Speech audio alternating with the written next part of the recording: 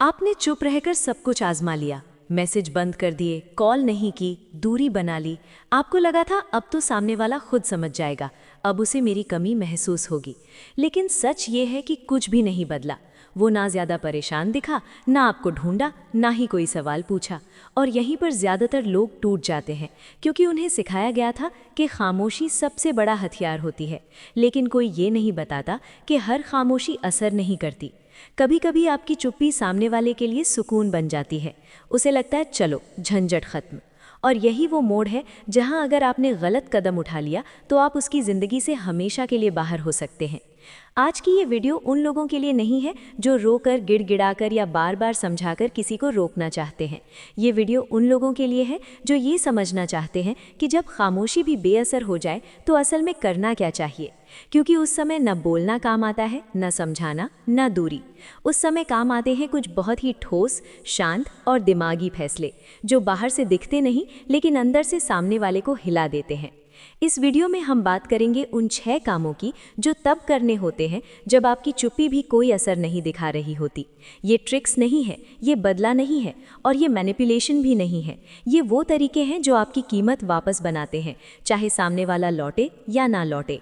अगर आप सच में जानना चाहते हैं कि उस मोड़ पर कैसे खड़े रहना है जहां ज़्यादातर लोग टूट जाते हैं, तो इस वीडियो को आखिर तक देखना, क्योंकि यहाँ से या तो आप खुद को खोते हैं या फिर खुद को वापस पा लेते हैं। पार्ट 1, जब आपकी खामोशी को वो हल्के में लेने लगे। जब आप चुप रहते हैं और सामने वाला फिर भी नहीं बदलता, तो सबसे पहले आपको ये समझना होगा कि खामोशी हर किसी पर एक जैसा असर नहीं करती। ज़्यादातर लोग ये मान लेते हैं कि चुप रहने से सामने वाला परेशान होगा, आपको मिस करेगा या कम से कम ये सोचेगा कि कुछ तो गड़बड़ है। लेकिन असल ज़िंदगी में ऐसा हमेशा नहीं होता। कभी कभी आपकी खामोशी उसके लिए राहत बन जाती है। उसे लगता है कि अब कोई सवाल नहीं, कोई एक्सपेक्टेशन नहीं, कोई इमोशनल प्रेशर नहीं। और यही सबसे ख़तरनाक स्थिति होती है, क्योंकि उस समय आपकी चुप्पी को वो रिस्पेक्ट नहीं, कन्वीनियंस समझने लगता है।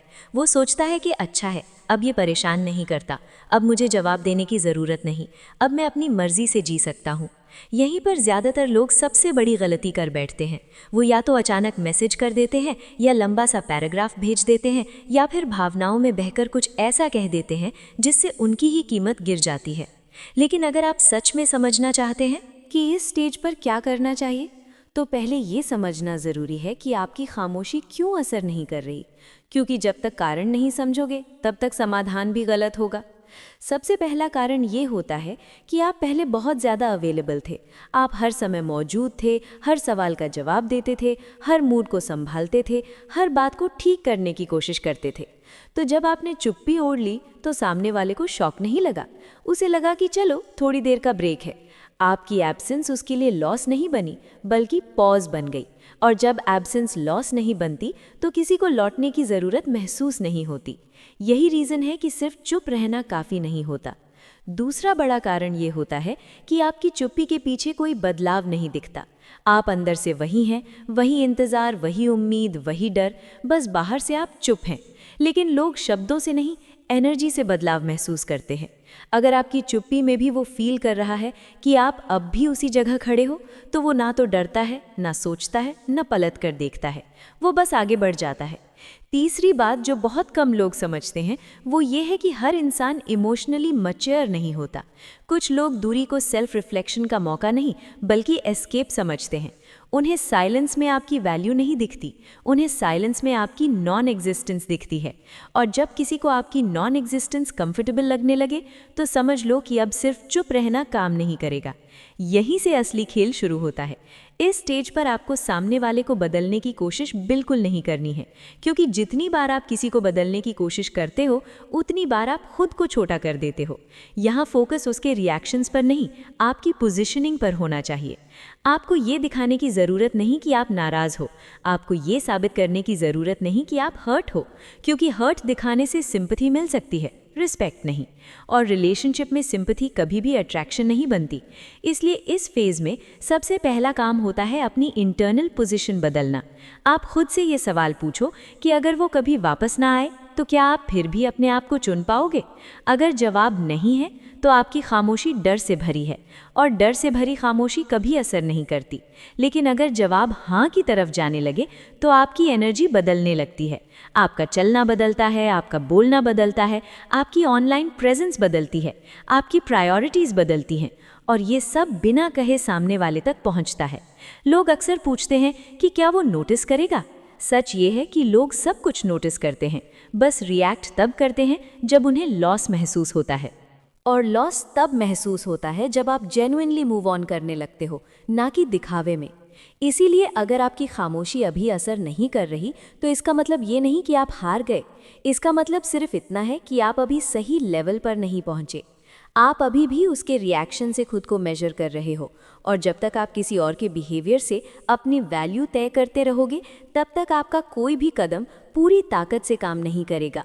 इस पाठ का सबसे बड़ा सच यही है कि खामोशी तभी असर करती है जब वो मजबूरी नहीं, चुनाव बन जाए।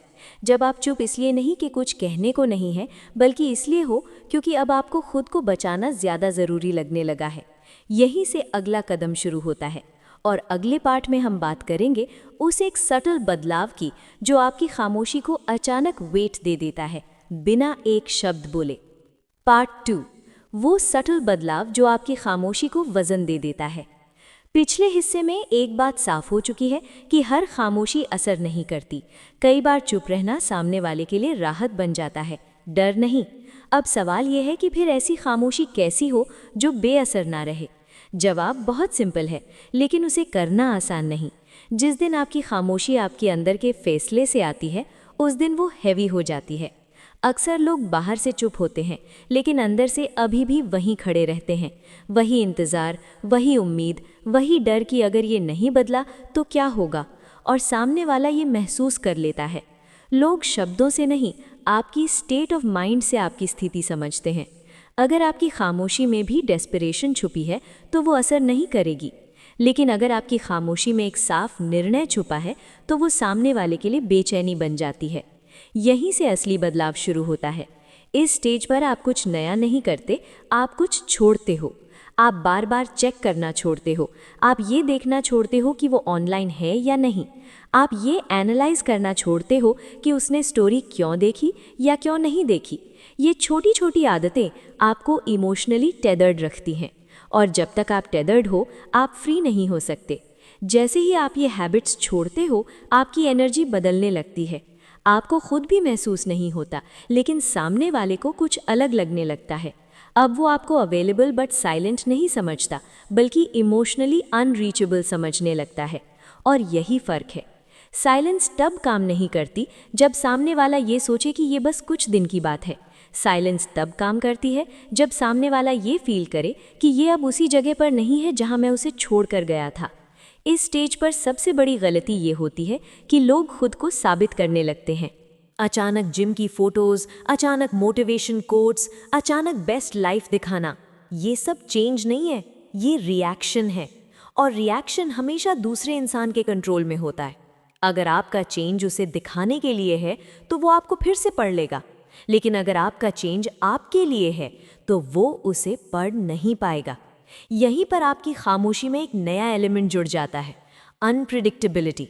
अब उसे नहीं पता कि आप क्या सोच रहे हो, आप क्या प्लान कर रहे हो, आप इमोशनली कहाँ खड़े हो, और इंसान उसी चीज़ से डरता है जिसे वो समझ नहीं पाता।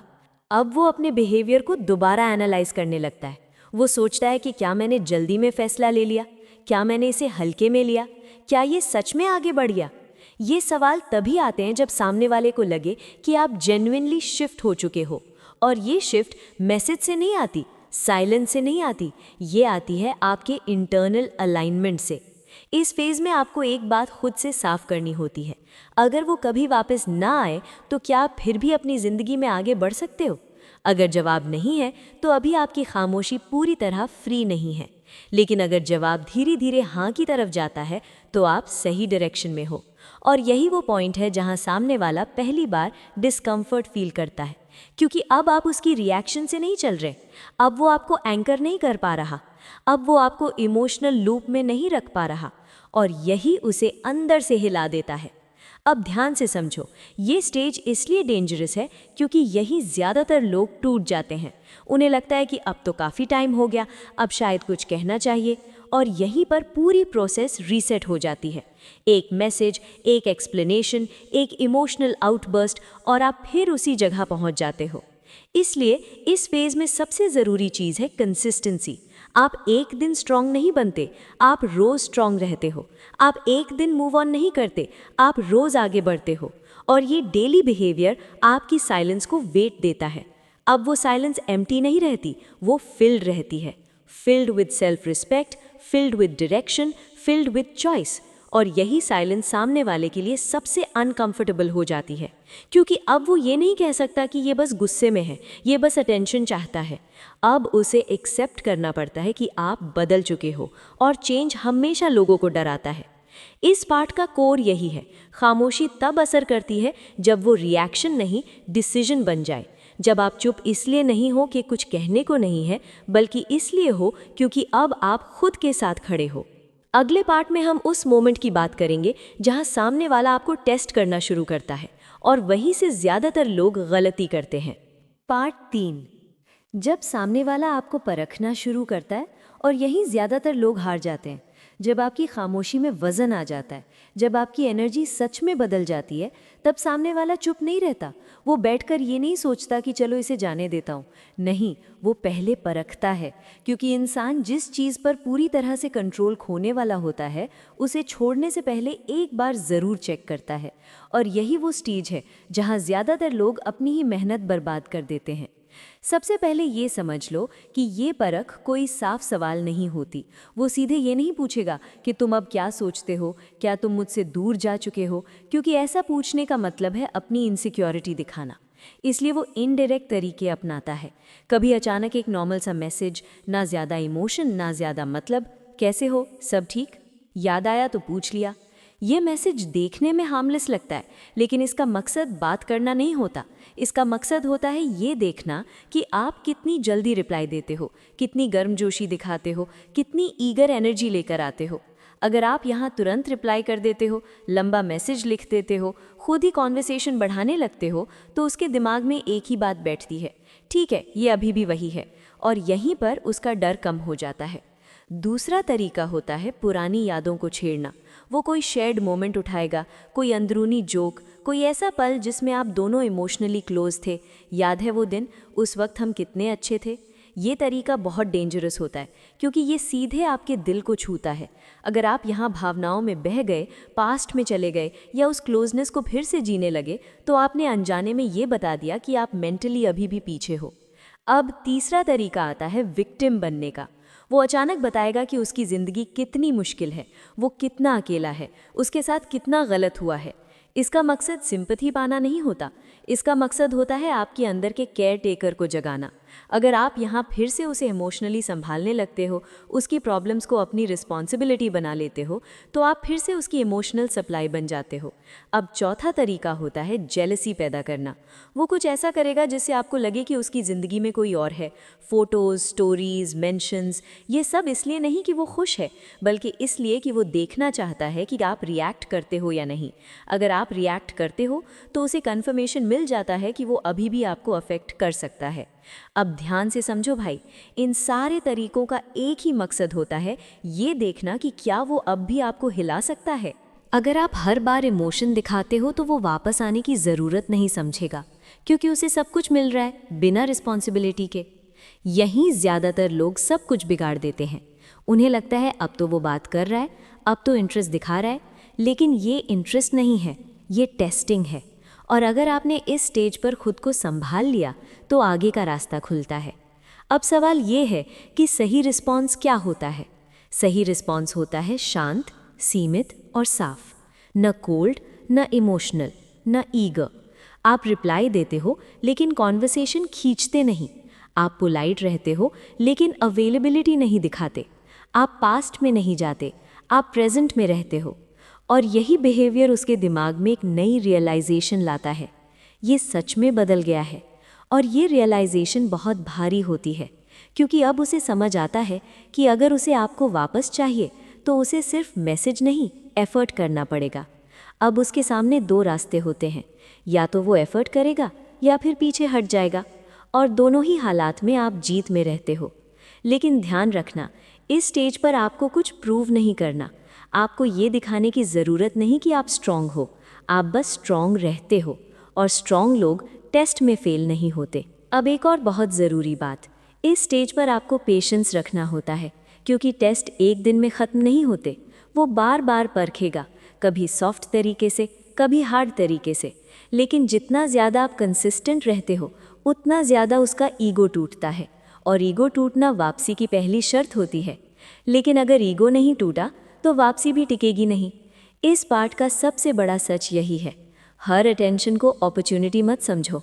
कभी कभी अटेंशन सिर्फ परख होती है, और जो इंसान हर परख में भावुक हो जाए वो कभी क्लैरिटी नहीं पा सकता। अगले पार्ट में हम बात करेंगे उस मोड़ की जहां सामने वाला अंदर ही अंदर फैसला लेने लगता है, पास आना है या हमेशा के लिए दूर जाना। पार्ट 4, जब वो अंदर ही अंदर फैसला लेने लगता है लेकिन बाहर कुछ नहीं दिखाता। ये वो स्टेज है जहां ज़्यादातर लोग गलत समझ लेते हैं। उन्हें लगता है कि अगर सामने वाला खुलकर कुछ नहीं कह रहा तो शायद कुछ बदला ही नहीं। लेकिन असल सच्चाई ये है कि सबसे बड़े फैसले चुपचाप लिए जाते हैं। जब आपकी खामोशी अब उसे हिला चुकी होती है, जब आपकी एनर्जी बदल चुकी होती है, जब वो आपको आसानी से पढ़ नहीं पा रहा होता, तब वो बाहर से शांत दिखता है, लेकिन अंदर लगातार सोच रहा होता है। यही लोग इम्पेशेंस दिखा देते हैं। उन्हें लगता है इतना टाइम हो गया, अब तो कुछ होना चाहिए था, और यहीं से वो फिर वही पुरानी गलती कर बैठते हैं। एक मैसेज, एक सवाल, एक इमोशनल बात। लेकिन इस स्टेज पर ये सबसे बड़ा नुकसान होता है, क्योंकि यहाँ सामने वाला आपको इग्नोर नहीं कर रहा होता, वो आपको प्रोसेस कर रहा होता है। अब समझो उसके दिमाग में क्या चल रहा होता है। वो अपने बिहेवियर को जस्टिफाई करने की कोशिश करता है। वो खुद से कहता है कि मैंने कुछ गलत नहीं किया, मैं बस क्लियर नहीं था, हालात ऐसे थे। लेकिन हर जस्टिफिकेशन एक सवाल से टकराती है, अगर सब ठीक था तो ये अचानक इतना अलग क्यों हो गया? यही सवाल उसके दिमाग में बार बार घूमता है। अब वो पास्ट को रीप्ले करता है। वो मोमेंट्स याद करता है जब आपने समझाया था, जब आपने इंतज़ार किया था, जब आपने खुद को छोटा किया था, और अब वो आपको बिना कुछ कहे आगे बढ़ते देख रहा होता है। ये कॉन्ट्रास्ट उसे बेचैन करता है, क्योंकि पहले आप प्रिडिक्टेबल थे, अब नहीं हो। पहले वो जानता था कि अगर वो डिस्टेंस बनाएगा तो आप एफर्ट करोगे, अब वो डिस्टेंस बनाता है और आपको फ़र्क नहीं पड़ता। और यही चीज़ उसके कॉन्फिडेंस को धीरे धीरे हिला देती है। लेकिन वो ये बात खुद से भी स्वीकार नहीं करता, क्योंकि स्वीकार करने का मतलब है ये मान लेना कि उसने आपको हल्के में लिया था, और ईगो ये मानना बहुत देर से सीखता है। इस स्टेज पर वो अक्सर एक अजीब बिहेवियर दिखाता है। कभी वो बिल्कुल गायब हो जाएगा, कोई मैसेज नहीं, कोई सिग्नल नहीं। ये इसलिए नहीं कि उसे फ़र्क नहीं पड़ता, बल्कि इसलिए कि वो खुद को संभालने की कोशिश कर रहा होता है। वो देखना चाहता है कि अगर वो पूरी तरह पीछे हट जाए तो क्या आप वापस आते हो। ये एक साइलेंट टेस्ट होता है, और अगर आप यहाँ भी शांत रहते हो तो उसके अंदर का डर और गहरा हो जाता है, क्योंकि अब उसे समझ आता है कि आप सिर्फ रिएक्ट नहीं कर रहे, आप मूव ऑन कर रहे हो। अब एक और चीज़ होती है, वो आपको दूसरों से कंपेयर करने लगता है। वो सोचता है, क्या कोई और इसे वो दे रहा है जो मैं नहीं दे पाया? क्या ये अब किसी और के साथ ज़्यादा खुश है? ये जेलसी नहीं होती, ये इनसिक्योरिटी होती है। और इनसिक्योरिटी तभी आती है जब इंसान को लगता है कि वो रिप्लेसेबल हो सकता है। अब तक वो सोचता था कि आप उसे छोड़ नहीं पाओगे, अब वो देख रहा है कि आप छोड़ चुके हो, कम से कम इमोशनली। और ये रियलाइजेशन बहुत भारी होती है। लेकिन फिर भी वो तुरंत सामने नहीं आता, क्योंकि अब उसके सामने एक बड़ा सवाल खड़ा है। अगर वो वापस आया तो उसे क्या बदलना पड़ेगा? उसे क्लैरिटी देनी पड़ेगी, उसे कमिटमेंट दिखानी पड़ेगी, उसे कंसिस्टेंसी निभानी पड़ेगी। और अगर वो वापस नहीं आया तो उसे ये मानना पड़ेगा कि उसने कुछ खो दिया। इसीलिए वो डिले करता है। डिले मतलब कन्फ्यूजन नहीं, डिले मतलब डर। डर कि अगर वो आगे बढ़ा तो उसे रिस्पॉन्सिबिलिटी लेनी पड़ेगी। डर कि अगर उसने कुछ कहा और आपने मना कर दिया तो उसका ईगो टूट जाएगा। इस स्टेज पर आपका काम बहुत सिंपल है, लेकिन बहुत मुश्किल भी। आपको कुछ नहीं करना है, ना पुश ना पुल, ना संकेत ना सवाल, बस वही बने रहना है जो आप बन चुके हो, शांत, स्पष्ट, सेल्फ रिस्पेक्टिंग। क्योंकि इस पॉइंट पर आपका एक भी एक्स्ट्रा कदम पूरा बैलेंस बिगाड़ सकता है। बहुत लोग यहाँ खुद को मजबूत समझकर एक आखिरी मैसेज भेज देते हैं, बस क्लियर बता दो अब क्या चाहते हो। लेकिन ये सवाल इस स्टेज पर पूछे नहीं जाते, क्योंकि सवाल पूछने का मतलब है आप अभी भी जवाब के इंतज़ार में हो और आप यहाँ इंतज़ार से बाहर निकल चुके हो। इस स्टेज का सबसे बड़ा सच यही है, जब सामने वाला बाहर से कुछ नहीं कर रहा होता तब वो अंदर सबसे ज़्यादा सोच रहा होता है। और जो इंसान सोच रहा है वो अभी खेल में है, लेकिन जो इंसान बोलने लगता है वो अक्सर सिर्फ कंट्रोल वापस लेना चाहता है। इसलिए पेशेंस यहाँ सबसे बड़ा हथियार है, ना इसलिए कि वो वापस आए, बल्कि इसलिए कि आप खुद को पीछे न धकेल दें। अगले और आखिरी पार्ट में हम उस पॉइंट की बात करेंगे जहां अब फर्क पड़ना बंद हो जाता है, जहां चाहे वो आए या ना आए आप जीत चुके होते हो। पार्ट 5, जब अब फर्क पड़ना बंद हो जाता है और यहीं से आप जीत जाते हो। ये आखिर सीरीज स्टेज सबसे अजीब होती है, क्योंकि बाहर से देखने पर कुछ खास नहीं बदला होता। वो शायद आया नहीं, वो शायद बोला नहीं, वो शायद अब भी उतना ही कंफ्यूजिंग है, लेकिन अंदर सब कुछ बदल चुका होता है। अब आप सुबह उठते हो तो सबसे पहला ख्याल उसका नहीं आता। अब आप फ़ोन उठाते हो तो नोटिफिकेशन चेक करने के लिए नहीं। अब आप दिन में अपनी ज़िंदगी के बारे में सोचते हो, अपने काम के बारे में, अपने फ्यूचर के बारे में। और यहीं आपको पहली बार यह एहसास होता है कि आप अब फंसे हुए नहीं हो। ये स्टेज इसलिए पावरफुल है क्योंकि यहाँ कोई ड्रामा नहीं होता, कोई विक्ट्री स्पीच नहीं होती, कोई रिवेंज नहीं होता, बस एक शांत क्लैरिटी होती है। अब आपको ये फ़र्क नहीं पड़ता कि वो क्यों ऐसा था। अब आप ये एनालाइज नहीं करते कि उसने ऐसा क्यों किया, क्योंकि अब आपको जवाब मिल चुका होता है उसके एक्शन से। जो इंसान आपको लंबे समय तक कंफ्यूज रख सका, वो कभी आपको क्लैरिटी नहीं देने वाला था। और ये बात मान लेना दर्द देता है, लेकिन यही दर्द आपको आज़ाद भी करता है। अब आप ये नहीं सोचते कि अगर वो बदल जाता तो, अगर मैंने थोड़ा और इंतज़ार किया होता तो, क्योंकि अब आप समझ चुके हो कि इंतज़ार का कोई अंत नहीं था। अब अगर वो इंसान इस स्टेज पर वापस आता भी है तो कहानी पहले जैसी नहीं रहती। अब वो सेंटर में नहीं होता, अब आप होते हो। अब आप डिसाइड करते हो कि क्या आपको उस इंसान की कन्फ्यूजन अपनी शांति से ज़्यादा प्यारी है या नहीं। और ज़्यादातर बार इस सवाल का जवाब नहीं होता है। और ये नहीं गुस्से से नहीं आता, ये नहीं सेल्फ रिस्पेक्ट से आता है। अब आप रिलेशनशिप्स को ज़रूरत नहीं बनाते, आप रिलेशनशिप्स को चॉइस बनाते हो। अगर कोई आपकी ज़िंदगी में आता है तो वो क्लैरिटी के साथ आता है, पूरी तरह आता है। और अगर नहीं आता तो आप उसे बीच में नहीं रहने देते, क्योंकि अब आप जान चुके हो कि बीच में रहना सबसे ज़्यादा नुकसानदायक होता है। इस स्टेज पर आप खुद को ब्लेम नहीं करते, आप ये नहीं कहते मेरे में ही कुछ कमी थी। आप समझ चुके हो कि हर डिस्कनेक्ट आपकी गलती नहीं होता। कई बार लोग आपसे नहीं खुद से भाग रहे होते हैं, और ऐसे लोग किसी के साथ भी क्लियर नहीं रह पाते। अब आपकी एनर्जी पूरी तरह बदल चुकी होती है। आप शांत हो लेकिन कमज़ोर नहीं, आप क्लियर हो लेकिन कठोर नहीं, आप खुले हो लेकिन अवेलेबल नहीं। और यही बैलेंस आपको इमोशनली स्ट्रॉन्ग बनाता है। अब सबसे इंटरेस्टिंग बात, इस स्टेज पर कई बार सामने वाला सच में वापस आता है, लेकिन अब उसकी वापसी आपकी जीत नहीं तय करती, क्योंकि अब आप पहले ही जीत चुके होते हो। आपने खुद को कन्फ्यूजन से बाहर निकाल लिया, आपने अपनी कीमत फिर से महसूस कर ली, और जिसने ये सीख लिया उसके लिए कोई भी रिश्ता जिंदगी और मौत का सवाल नहीं रहता। अब आप अकेले भी ठीक हो, और अगर कोई आए तो वो आपकी ज़िंदगी बेहतर बनाने आए। यहीं पर ये पूरी जर्नी ख़त्म होती है, ना इसलिए कि वो बदल गया, बल्कि इसलिए कि आप बदल गए। पार्ट 6, जब आप सही जगह खड़े हो जाते हो और अब फ़र्क आना ज़रूरी नहीं रहता। ये आखिरी स्टेज सबसे अलग होती है। यहाँ कोई एक्साइटमेंट नहीं होती, कोई डर नहीं होता, कोई बेचैनी नहीं होती, बस एक शांत सी क्लैरिटी होती है। अब आप उस पॉइंट पर पहुँच चुके होते हो जहाँ आप ये सवाल पूछना बंद कर देते हो कि अब वो बदलेगा या नहीं, अब उसे फ़र्क पड़ेगा या नहीं, क्योंकि अब आप खुद बदल चुके होते हो। और यही सबसे बड़ा फ़र्क है। अब आप सुबह उठते हो तो सबसे पहले ये नहीं सोचते कि उसने कुछ किया या नहीं किया। आप फ़ोन उठाते हो तो चेक करने के लिए नहीं, बल्कि अपने काम के लिए। ये बदलाव बाहर से छोटा लगता है, लेकिन अंदर से बहुत बड़ा होता है, क्योंकि अब आपकी ज़िंदगी किसी और की रिएक्शन पर नहीं चल रही। अब आप समझ चुके होते हो कि हर बार किसी के बदलने का इंतज़ार करना असल में खुद को रोकना होता है, और आपने खुद को रोकना बंद कर दिया है। इस स्टेज पर आपको ये भी साफ दिखने लगता है कि सामने वाला ऐसा क्यों था। आप उसे विलन नहीं बनाते, आप उसे देवता भी नहीं बनाते। आप बस ये मान लेते हो कि वो क्लैरिटी देने के लायक इंसान नहीं था, और ये मान लेना आपको हल्का कर देता है। अब अगर वो इंसान इस स्टेज पर कुछ करता भी है, कोई मैसेज, कोई सिग्नल, कोई कोशिश, तो आप पैनिक नहीं करते, आप एक्साइटेड भी नहीं होते, आप बस ऑब्जर्व करते हो। आप देखते हो कि उसकी बातें कंसिस्टेंट हैं या नहीं, उसकी एक्शंस मैच करते हैं या नहीं, वो क्लैरिटी दे रहा है या फिर वही पुराना कन्फ्यूजन। और सबसे ज़रूरी बात, अब आप ये सब डर से नहीं देखते, चॉइस से देखते हो। अब आपके पास ऑप्शन होता है, पहले आपके पास ऑप्शन नहीं था, पहले आप इमोशनली फंसे हुए थे, अब आप फ्री हो। इस स्टेज पर कई लोग पहली बार महसूस करते हैं कि शायद मुझे उसे वापस चाहिए ही नहीं, और ये रियलाइजेशन बहुत पावरफुल होती है, क्योंकि इसका मतलब है कि आपने किसी इंसान को नहीं, खुद को वापस पा लिया है।